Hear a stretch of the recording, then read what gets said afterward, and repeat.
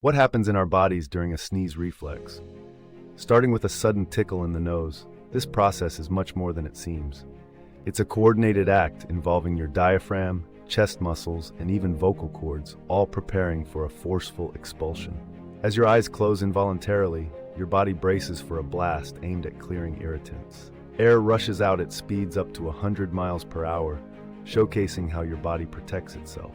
It's not just a reflex, it's an evolutionary marvel, fine-tuned to defend our respiratory system with precision.